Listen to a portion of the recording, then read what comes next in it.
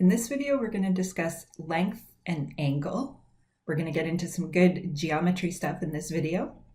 So let's start off with two vectors that are in R4, and we're going to look at an operation called the dot product. So when we write down the dot product of two vectors, the notation we're going to use, u dot v, and here's how the operation works. So we're going to multiply the first components of the two vectors together to get 1 times 2. And we're going to add that to the product of the second components. So multiplying the 4 times the 3. If you continue across, what you're doing is you're multiplying each pair of components. So the 2 times the -2 and the -9 times the -1. And then you're summing up those things. So the dot product is a sum of products. And at the end of the day, it works out to a number. In this case, the dot product is 19. So part A, let's say we want to do the dot product of 1, 5 with 2, -3. So we multiply the first components together, and then we go plus the product of the second component. So that works out to -13. Part B, let's say that we want to take the dot product of 1, 5 with 2, -3, 0. So we just made a slight modification here. Now the second vector has 3 components. In a situation like this, the dot product is undefined. So the dot product will be undefined anytime the two vectors have different numbers of components. And part C, let's try taking the dot product of u1, u2 with itself. So according to the rule, we're supposed to multiply the first components together. So that would give us u1 times u1, in other words, u1 squared. And then add on the product of the second components. So we get u1 squared plus u2 squared. So let's look at 3 properties of the dot product. First property is that if you take the dot product of a vector with itself, so u dot u, that's going to give you a non-negative number. And we sort of saw the reason why in our previous example. It's because when you dot a vector with itself, you're getting a sum of squares. So you're certainly not going to get a negative number. Second property is that when you're doing the dot product, order does not matter. So u dot v is always going to give you the same number as v dot u. Third property, so u dot u is the number 0 if and only if the vector u is the 0 vector. So when we say if and only if, that really means 2 things in one. It includes 2 different logical implications. It means if u is the 0 vector, then u dot u is the number 0. And it also means if u dot u is the number 0, then u is the 0 vector. So just to make sure that we understand the 2 directions of the logical implication, I'm going to say that the first one here is relatively obvious.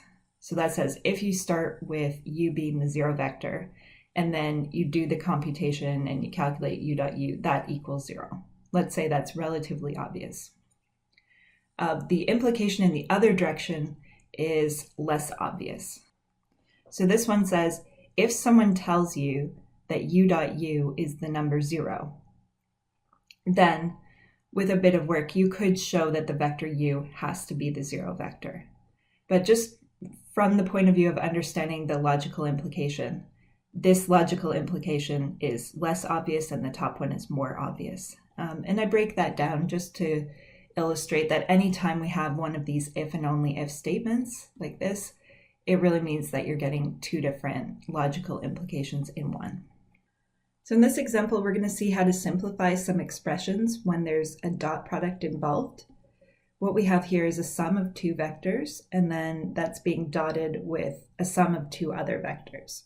So the idea is to FOIL this out in the usual way, but when you think about multiplying u with u, for example, the operation that's joining them is the dot product. So you'd get something that looks like u dot u plus, from the outside terms, you'd have u dot v. From the inside terms, v dot u, and from the outside terms, v dot v. Okay, and then we can take this a little bit further because one of our properties of the dot product said that v dot u is going to be the same thing as u dot v. So what we can do is actually collect those middle 2 terms and we can say we've got u dot u plus, we would probably write 2 times u dot v like that, plus v dot v. And remember that what the dot product is a number. So at the end of this calculation, what you've got is a certain number. So let's try to figure out how to handle the algebra when there are coefficients involved. So we are going to distribute the 3u across this set of brackets here, and the operation that's joining the vectors is the dot product. So the way we deal with this is we just multiply the coefficients together and put those out in front. So we get -6 times u dot v, remember u dot v is just a number, plus 15 times u dot w. And in fact, you could even write this without the brackets. You could write 15u dot w. I just think it tends to look better if we bracket the coefficients. So technically the bracketing is optional there. So now we can get into talking about the length of a vector. The length of a vector is sometimes called the norm. So you may see that in some textbooks. We'll just stick with length. So we're talking about the length of a vector v with n components. And the notation that we're going to use for length is these double bars around our vector. So it sort of looks like an absolute value sign, but you've got 2 bars on either side. That means length of your vector v. The way we're going to compute it, it's the square root of the sum of the squares of the components. So square root of v1 squared plus v2 squared all the way up to vn squared. So if you're curious about where this comes from, let's just think about a vector in 2D. So let's say this is our vector. It's got a horizontal component and a vertical component. So let's say those components are v1 and v2. Then by the Pythagorean theorem, the length of our vector is just going to be the square root of v1 squared plus v2 squared. What's pretty cool is that this generalizes to any dimension. So if you're in 3D or 4D, it continues to be true that you're just taking the square root of the sum of the squares of the components, and that gives you the length of your vector. So let's say we wanted to calculate the length of 1, 1, 1, -2. We'd say, well, it's going to be a square root. Underneath the root, we have the sum of the squares. So 1 plus 1 plus 1 plus 4. Just squaring each of the components, summing those up, and that gives us root 7 for the length of that vector. Part B, let's take the length of 3, -1.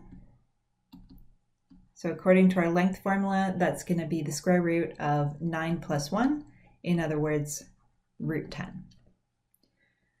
Now with this last vector here, we can make a connection back to the dot product. Let's notice what happens if we take the dot product of 3, -1 with itself. So you'd be multiplying the first components together to get 9. You'd be multiplying the second components together to get 1. So that dot product is equal to 10. So that's suggesting that there's some connection between the dot product and the length. And let's figure out exactly what that connection is. So the idea is that if you take any vector and you dot it with itself, you're getting not exactly the length of that vector, but the length squared of that vector.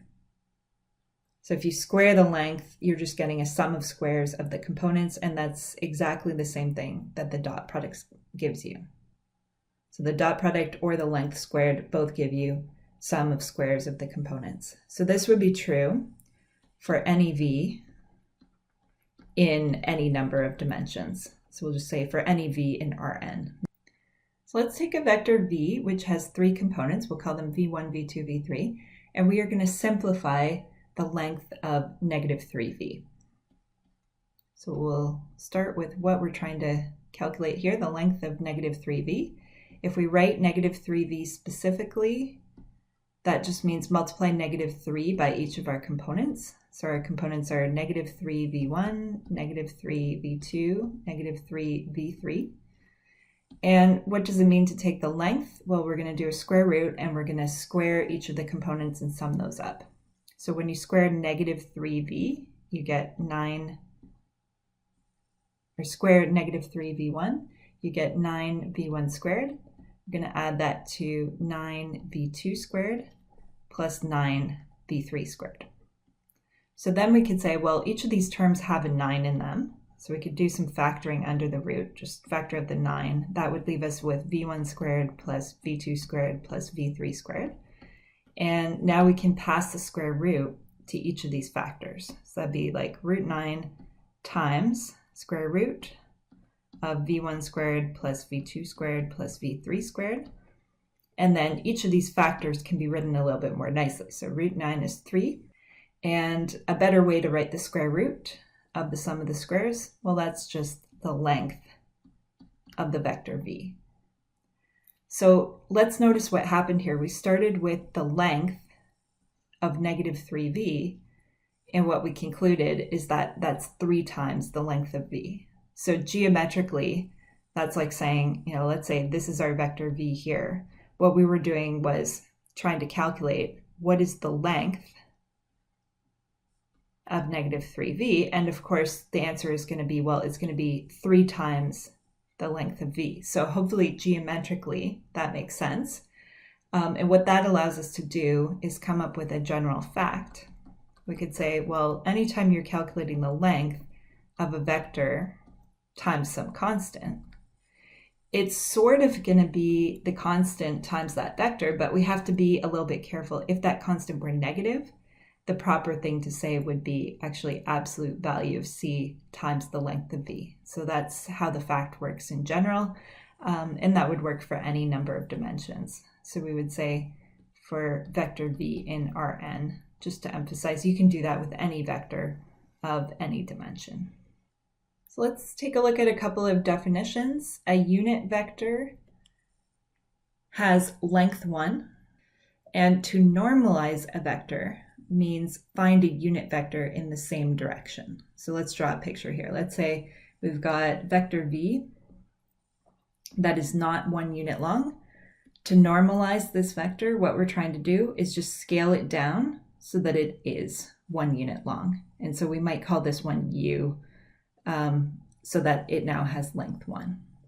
Length of u is equal to 1 in this picture. So normalizing a vector is useful when you're just trying to encode the direction in which the vector is going. So here's a fact that helps us normalize a vector. Let's say we're working with a vector v, and I'm just going to make this writing a little bit more clear. Say we're working with a vector v that does not have length 1. So if you take your vector v and you divide it by its length, then you've created this new vector u, and this vector u has length 1 and the same direction as v. So again, let's draw the picture. So same picture as we drew above. Let's say vector v has some length. Maybe imagine that v is, let's say, 7 units long. So if you take vector v and you multiply it by 1 over 7, then you are scaling it down so that you can now create this little unit vector u that's got length 1 and the same direction as v.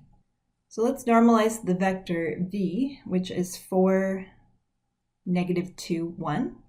So first thing we should do is just calculate the length of v in the usual way. So we're going to go square root of sum of squares, the components. So 16 plus 4 plus 1 gives us root 21 for the length of v. All right, so now we'll call our new vector something different. You don't have to call it u, but just give it some new name because it's no longer equal to v. So what you're going to do is you're going to take your vector v, and you can just think of this as dividing v by its length. You could write it like that. Sometimes it's a little bit nicer to think about just having the 1 over the length as a coefficient. So that would be another way to write it, 1 over the length times the vector v. So that would just look like 1 over root 21 times the vector 4, negative 2, 1. So that's now a unit vector with the same direction as v. So just to draw a picture, here's v, length root 21, and here's the vector u that we've just created, 1 unit long, but same direction as v. Typically, we wouldn't rationalize this coefficient here.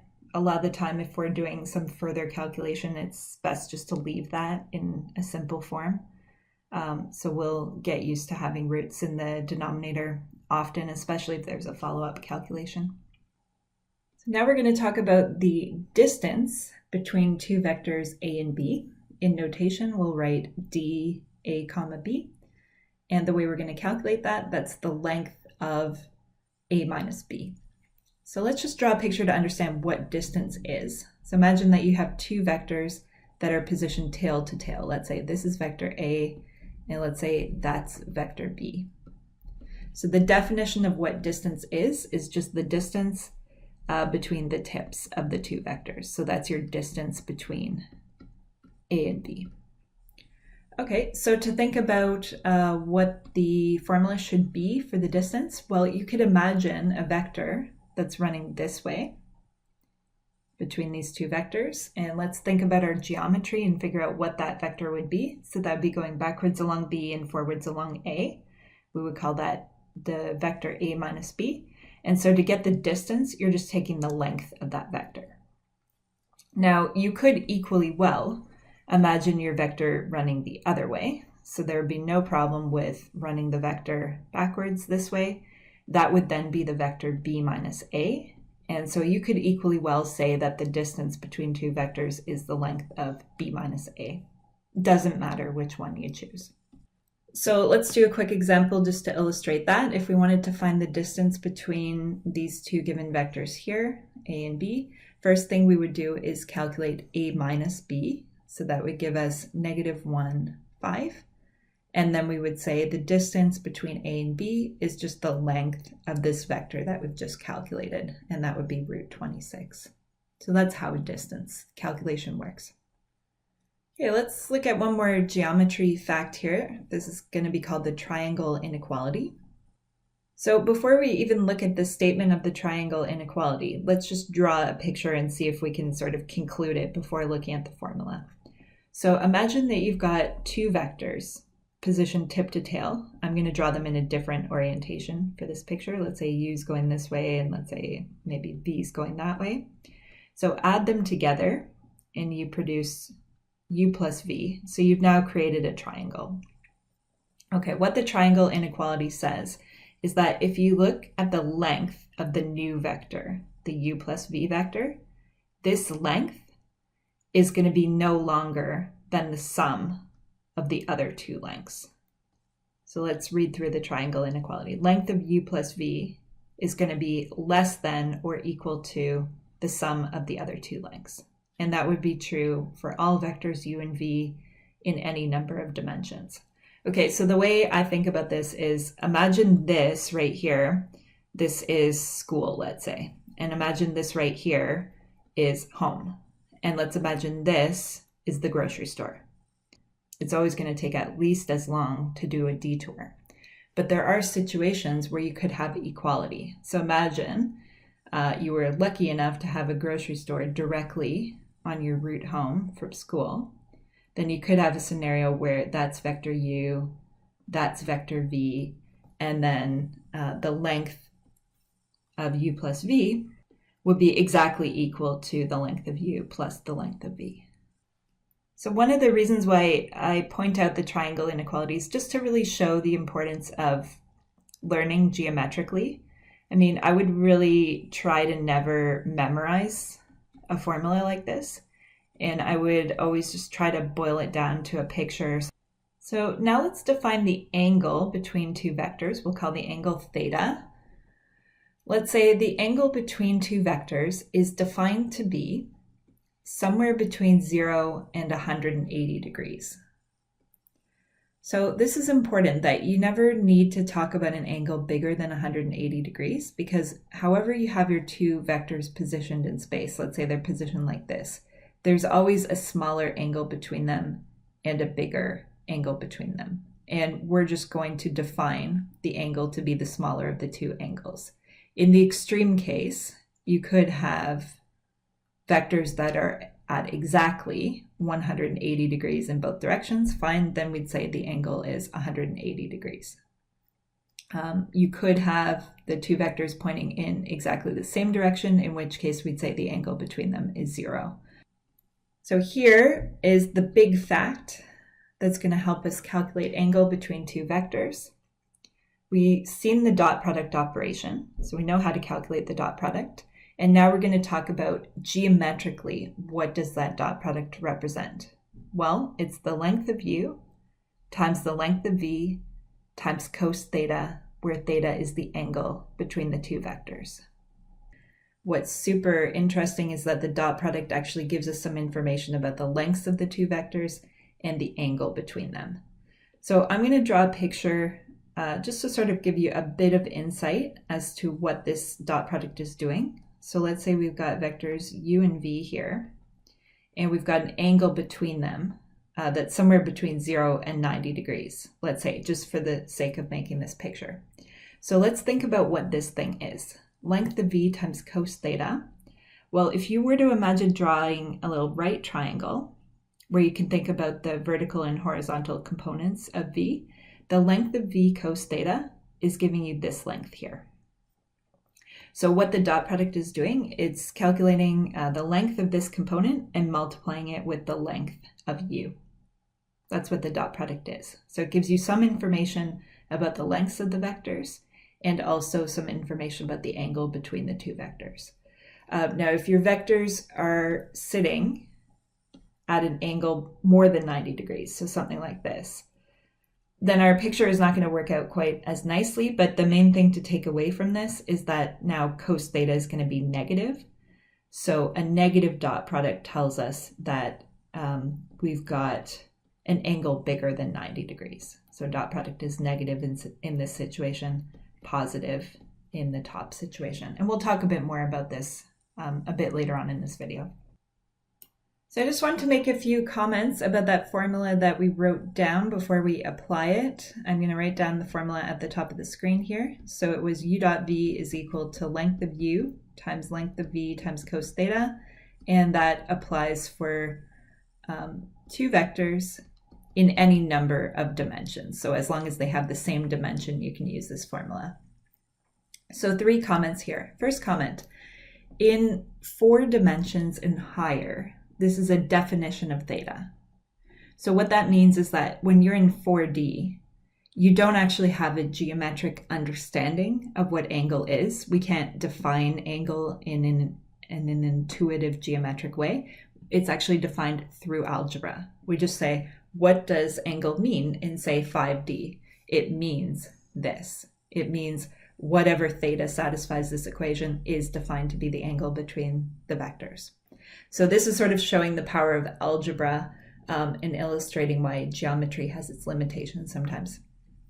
Second comment is that the formula that we've got highlighted at the top of the screen can be rearranged to solve for the angle theta.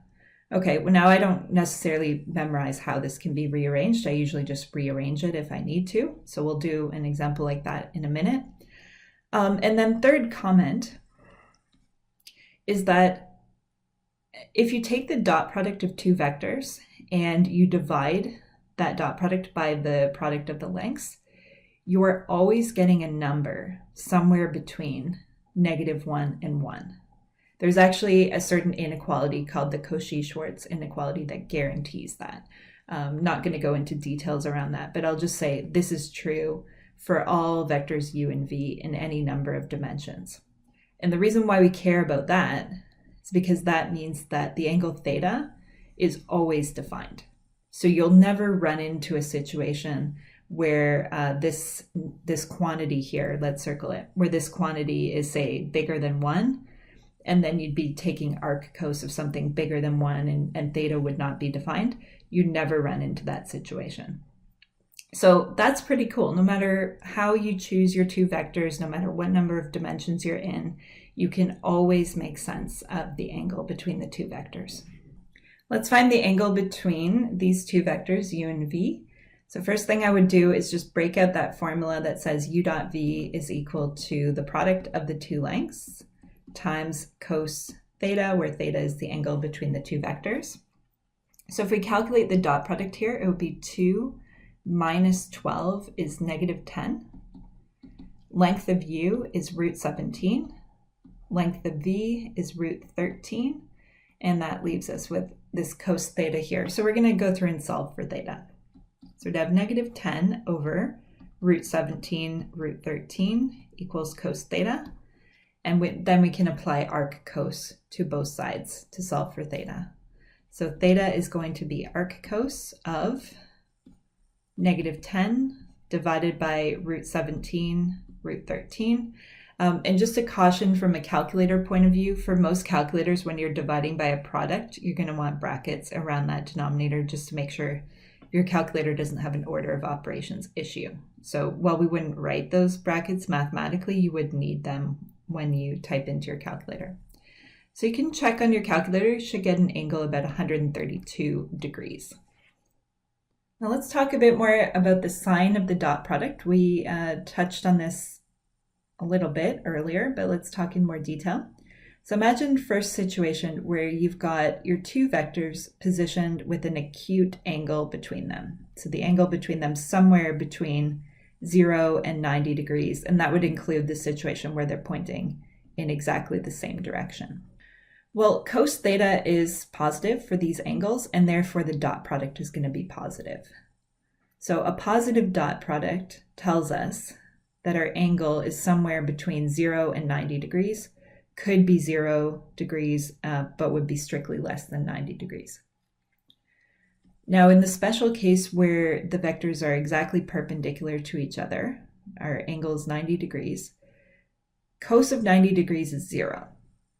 And therefore, that's going to force the dot product to be 0. So dot product being 0 actually tells us that theta is equal to 90 degrees. This is quite an important situation. There are a lot of times in linear algebra where we're going to need vectors to be perpendicular. So we're going to talk about that in a bit more detail in this video, and we'll certainly come back to it throughout the course. So let's just store that fact away. Dot product 0 means our vectors are perpendicular. And then the third scenario is that your vectors could be making more than 90 degree angle. So strictly more than 90 degrees could be as big as 180 degrees if they were pointing in exact opposite directions. And for all of these angles, cos theta is a negative number. So when you plug into your dot product formula, you're taking the product of the two lengths times cos theta. That's going to force the dot product to be negative. So anytime you see a negative dot product, that's telling you that you've got an obtuse angle, an angle that's strictly bigger than 90 degrees. So just by looking at the sign of the dot product, and we mean the plus or minus sign, then you get information about the angle. So we're going to define two vectors u and v to be orthogonal if u dot v equals 0. And remember, we just said that dot product 0 means our vectors are perpendicular. So if you want to draw a picture, it looks like this. So this is kind of strange because we've now got two words going on to describe the same situation. We're saying orthogonal, but we're also saying perpendicular. Really, these two things mean the same thing. To say that u and v are perpendicular is geometry language, and to say that u and v are orthogonal is algebra language. So what tends to happen is that in R2 and R3, we sort of use these interchangeably, but in higher dimensions, it's much more appropriate to say orthogonal because, as we talked about earlier, angle is defined algebraically for higher dimensions. So while it's not quite wrong to say that two vectors are perpendicular in, say, 7 dimensions, it's much more appropriate to call them orthogonal. So you'll see us using the word orthogonal quite a bit more than the word perpendicular. Just keep in mind that they essentially mean the same thing. So now we're going to get into our last big idea for this video. We're going to talk about the projection of one vector onto another. So let's specifically talk about the projection of v onto u. I'm going to highlight this whole thing. And in terms of notation, this is written projection onto u of v. So I would just be a little cautious with this notation. See, the way we read it in words, we tend to read it as projection of v onto u. But when we write projection, what are we projecting onto, and then what are we projecting? So there's a little bit of awkwardness in terms of how we say it versus how we write it. So if you wanted to really make this consistent, you could say it's the projection onto u of v. And that way you're actually saying it the way the notation is written. So that's just something to be a little bit careful about. In terms of projections, we consider it a lot more important what vector we're projecting onto. And that's why that one gets to go in the subscript. So what you're projecting onto is sort of more important than what you're projecting. This will probably become clear when we talk geometry and figure out what this projection actually is. So let's do some quick examples. I'll just show you what these projections look like, and then we'll calculate them. So what we're doing is we're taking the vector v, which I'm going to draw in red, and we are projecting it onto the vector u, which I'm going to draw in blue. Okay, so projecting onto vector u. What we're going to imagine is that we've got a light source shining perpendicular to the vector that we're projecting onto. So shining perpendicular to u. So imagine you have these light rays coming like this. The projection is where the shadow of v falls. So the projection would just be that vector there. So that's the projection onto u of v. Okay, let's do a few other scenarios. So in red, the vector that we are projecting. In blue, the vector that we are projecting onto. So projecting onto u, what we're projecting is v. And so imagine this light source coming perpendicular to the vector that we're projecting onto, and just ask, where's the shadow of v going to fall? Well, it's actually going to fall backwards relative to u. So we've got the projection onto u of v. It is going parallel to u, but it's going backwards because of the position of v. Okay, and then third example here, here's the vector that we're going to project. Blue vector is the vector that we're projecting onto. So I've purposely drawn u as a short vector in this picture. Same idea, you could imagine this light source shining perpendicular to the vector that you're projecting onto. So it's perpendicular to u. And we're just thinking about where is the shadow of v going to fall. So this time it's actually going to be longer than u, but still parallel to u. So that's our projection onto u of v. One thing we can deduce from this picture is that when you write projection onto u of v, that's going to be parallel to the vector that you're projecting onto. It's going to be parallel to u. Okay, and then sometimes people want to sort of warp their brains and say, well, what would happen, if I did the projection the other way? So let's just draw a picture. Okay, kind of a mind warp here. Let's say this is vector v. And let's say this right here is vector u. And let's say we wanted to project u onto v, right? So projection onto v of u. Let's see if we can draw that. So now we need our light source to be shining perpendicular to v, because that's what we're projecting onto. So perpendicular direction to v looks sort of like that. And so where's the shadow of u going to fall? I would say it would look just about that. That would be our projection onto v of u, and that's going parallel to v. So that's the geometry of projections, and now we're going to talk about the algebra. How do we actually calculate the projection? So here's our formula.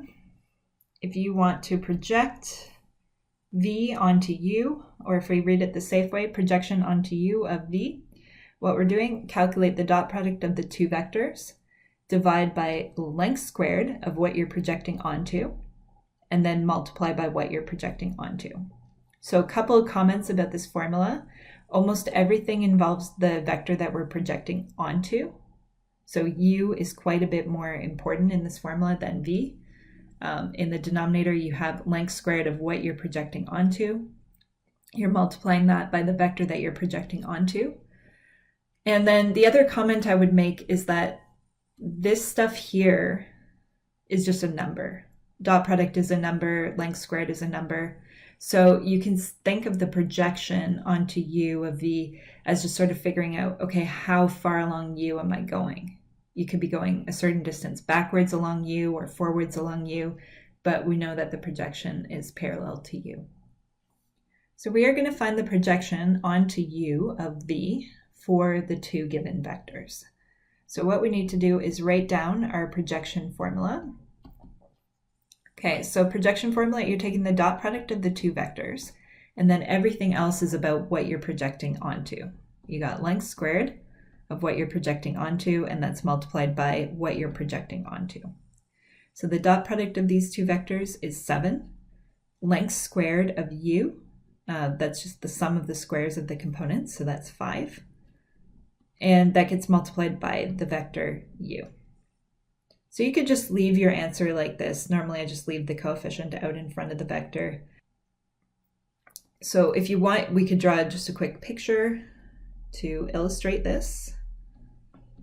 So we've got vector u that we're projecting onto. Let's draw that in blue. And we've got vector v is the one that we're projecting. Let's draw that there.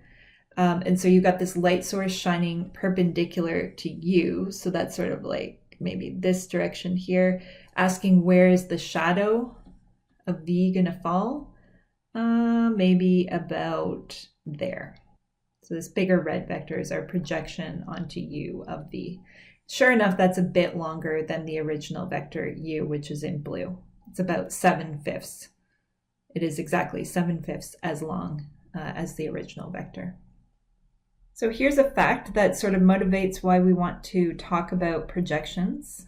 So given two vectors, we can decompose one of the vectors, let's say v, into vectors that are parallel and perpendicular to the other vector. Okay, so let's say that we've got vector v here. This is the one that we want to decompose. And here's the vector u. Let's say this is just representing a direction that we care about. So we want to decompose v into something parallel to u and something perpendicular to u.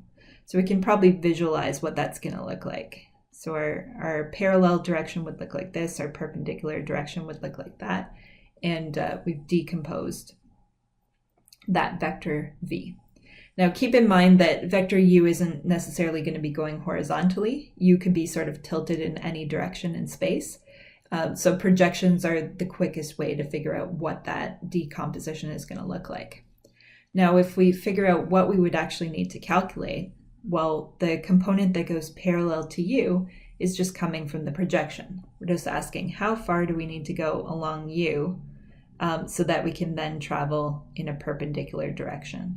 And it's the projection onto u of v that gives you that component that's parallel to u.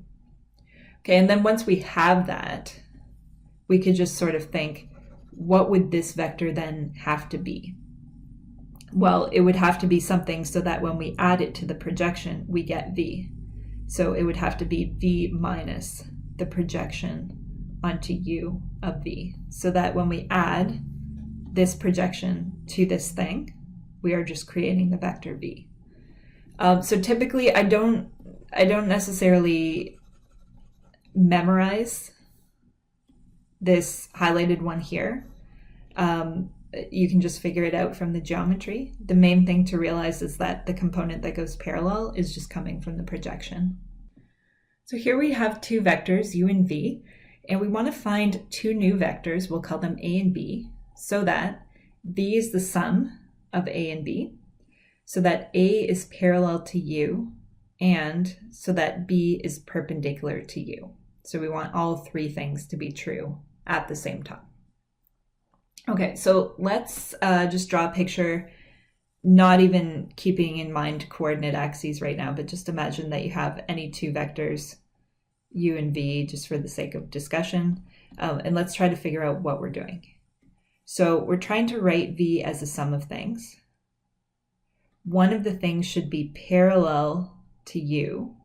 One of the things should be perpendicular to u. The way we're going to do that is we're going to use the projection onto u of v. That'll be the part that's going parallel to u. So that'll be our vector a.